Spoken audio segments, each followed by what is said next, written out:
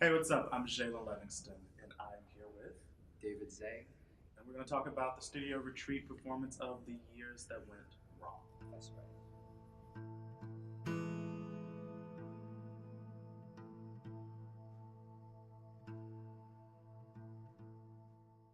All right, David, what's up?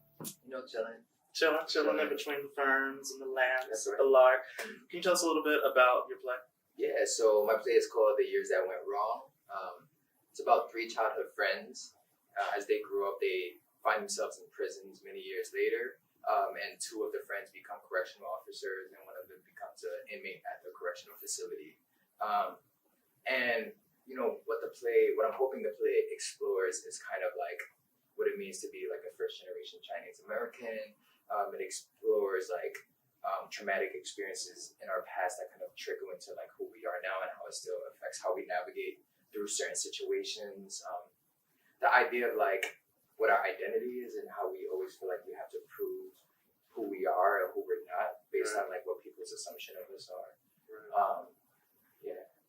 Dope. Yeah. What do you plan to or hope to accomplish in terms of this developmental process? Like, do you have an overall intention that you're really excited about seeing? Not really. I just want to hear it, Nice. and I want people to just come see it and feel what they feel. I think I'm just very interested in like just seeing like a Asian American on stage not be what people think Asian American looks like, and see what people take from that or feel when they see that happen on stage. I'm hoping to be able to like facilitate. I mean, most importantly, like what I really like is to like have conversations about this. Like what I love is after certain like workshops or round tables, like I kind of put the script to the side and like it's not even about the play anymore. It's about like who we are individually as people and like things that we've been through, how we're dealing with those things now, and like how they still affect us. And like I'm very much so still about like conversation more than I am like because the play is a play, and at the end of the day, what I want my plays to be able to do is just to like make people kind of just chop it up and talk to each other about like life shit, really. Like yeah, you know what? Like I just want to see my people on stage in my community, and who I'm able to connect with, because I feel like like being in these like spaces, in these theater spaces, like sometimes when you come from a certain place, you feel very alone and alienated because like you feel like you're not able to connect with anyone around you because they come from a very different world than you do. So like part of me writing is to like like I read about the hood, and like one day like I really want theater to be filled with like 95% hood people so we can actually talk and like talk about important shit. Not that what's being talked about now is not important, but it's just different. Like we say like we do theater for the community, but I see no community in this room for me. You know what I mean? So I want to create that space. For myself first, and then like, and I hope other people will be able to join and see like.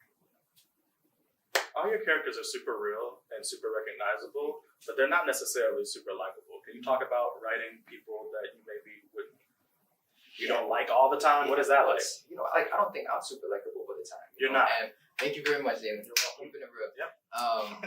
So it's just like I think if we see people on stage we like all the time, like that shit kind of gets boring, and it's like you want to see real people on stage. You want to like. You want to root for people, and then you want to see how they fuck up and like how they disappoint you and how they make up for that or they don't make up for that. Like I don't really want to paint a pretty picture. I want to paint like a real picture, and like that's like that's my goal, is just to paint some real shit. And like I'm not trying to like write the most political shit. I'm not trying to write the most like artful stuff. I just want to put what I feel and like what's important to me on stage. And yeah, and some of my characters can may be problematic, and like that's fine with me. Yeah. Can you talk about what it was like to grow up in such close proximity to not only Chinese culture but also Black culture and also Latinx culture? Yeah. How did that influence? Well, I didn't grow up with any Chinese culture. Like it's so funny because like I didn't really know I was Chinese until like somebody else told me that I was Chinese. And it's funny because like even when people were telling me that I was Chinese, like I had a lot of friends like, "Oh, you blacker than me? Oh, you more Spanish than me?" And like it was always like this push and pull and this like tug of war. And I'm like, really don't know who I am, you know. And I don't think it was until like I found playwriting when I started to discover like my identity, and like, you know, you always grow up thinking like, oh, you're this one thing, and it's not like that. Like, you're a multitude of things, you know what I mean? Like, I could fucking listen to rap and hip hop one day, and I could listen to Beethoven, and I could read like James Baldwin books, you know what I mean? And I could listen to like, you know, country music, and like that's all me, you know. But yeah, I mean, like growing up in the community I grew up in, like I always felt, you know, I definitely always felt different. I always felt like, you know, the human nature and the human need and drive to kind of fit in with other people, and then just realizing at points where I don't fit in, and always feeling like I had to prove myself, you know, in different ways, whether that meant like being the funny person to avoid danger, or like stepping into danger to prove that like I'm not what you think I am when you look at me, you know what I mean? Like, it was always this thing about, you know, I think like in life, like everybody has this thing, like I gotta prove myself, whatever that is, you know what I mean? And different things are important to you at different things in your life. And when I was a kid, it was always like, I'm gonna make sure people respect me. Because when people look at me, like, that's not the first thing they look at, like, oh, look at that Chinese kid, I respect them. It's not like that, you know? So like I definitely grew up, and I always had like this guard around me of like, you know, someone look at me for more than 2 seconds, I'm ready. You know what I mean? Like, I know what that look means, and I'm gonna have to protect myself, you know. And I think as precious as I was with like who I was when I was growing up, I'm very precious about the things that I write and the people that I write, and I want to protect them because I care about who I'm writing about, and that's what I mean. Like, you know, when I am writing these like characters that are not likable, like I could care less what you really think, because like these are people that exist in the world, and I'm gonna protect them, you know, and like. I hope you don't like them, because sometimes that says more about you than it says about me. Right. And like, I mean, what's so brilliant about how you write characters is that you allow the audience to really hear these people they may not encounter every day, really hear them, while simultaneously holding those characters on stage, holding their feet to the fire. Right. And that is such a fascinating tension to me.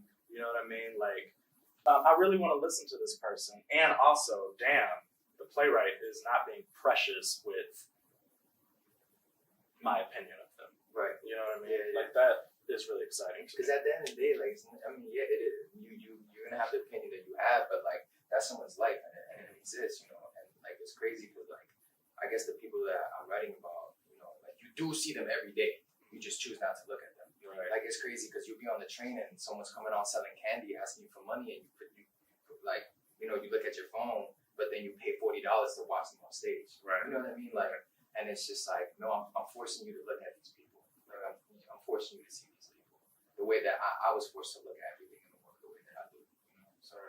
Thanks so much, brother, for sitting down with us. Now tell all the people how they can see the show.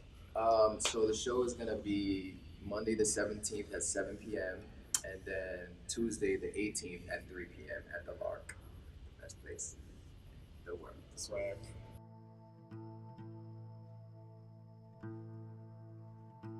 Hey guys and girls and little boys and little girls, churchgoers, drug dealers, whoever you are, doesn't matter. Don't forget to subscribe to the Lark and donate.